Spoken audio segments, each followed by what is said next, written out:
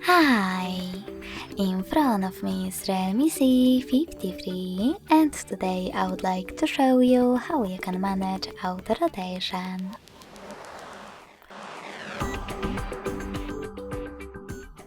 First of all, go into settings and scroll down to access display.